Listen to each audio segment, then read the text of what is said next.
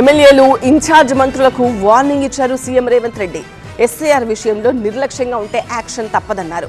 మరోవైపు లౌకికవాద ఓట్లను తొలగించకుండా కాంగ్రెస్ ప్రజాప్రతినిధులంతా అప్రమత్తంగా ఉండాలన్నారు టీపీసీసీ చీఫ్. సర్ విషయంలో ఎంపీలు, ఎమ్మెల్యేలు, పార్లమెంట్, అసెంబ్లీ నియోజకవర్గాల ఇన్ఛార్జీలు అప్రమత్తంగా ఉండాలి అన్నారు సీఎం రేవంత్ రెడ్డి. తన దగ్గర అన్ని నియోజకవర్గాల రిపోర్టులు ఉన్నాయన్నారు. సర్ విషయంలో కొందరు ఎమ్మెల్యేలు నిర్లక్ష్యంగా వ్యవహరిస్తున్నారని మండిపడ్డారు సీఎం రేవంత్ రెడ్డి. వారం రోజుల్లో తీరు మార్చుకోకపోతే ఆ స్థానంలో వేరే వారిని నియమిస్తామన్నారు. ఇన్ఛార్జి మంత్రులకు ఈ హెచ్చరిక వర్తిస్తుందన్నారు. పేదల ఓట్లు పోకుండా చూసుకోవాల్సిన బాధ్యత ప్రజాప్రతినిధులపై ఉందన్నారు. గ్రామాల్లో సర్పంచులతో ఓటర్లకు అవగాహన కల్పించాలన్నారు.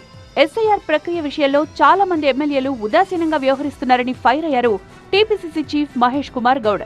లౌకికవాదుల ఓట్లు పోకుండా అలర్ట్గా ఉండాలని సూచించారు. పశ్చిమ బెంగాల్లో బీజేపీ ఓట్ చోరీ ద్వారానే గెలిచిందన్నారు మహేష్ గౌడ్. తెలంగాణలో అప్రమత్తంగా లేకపోతే బీజేపీకి అనుకూలంగా లేని వారి ఓట్లను తొలగించే ప్రమాదం ఉందన్నారు.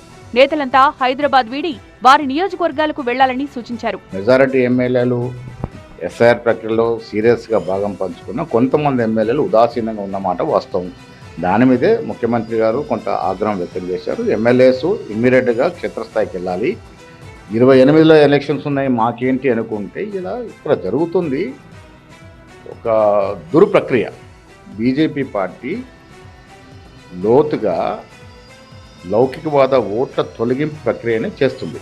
ఇది అప్రజాస్వామికం. సో ఎమ్మెల్యేలు సీరియస్గా ఈ ప్రక్రియలో భాగం పంచుకోవాల్సిందిగా ముఖ్యమంత్రి గారు సూచించారు. అదేవిధంగా మీనాక్షి నటరాజన్ గారు సూచించినారు. పార్టీ సుప్రీం, పార్టీ కింద మేమందరం కూడా. సో పార్టీ ఇచ్చిన ప్రతి కార్యక్రమాన్ని తోచా తప్పకుండా సమర్థవంతంగా చేయాలనేది స్వయం గారు సూచన.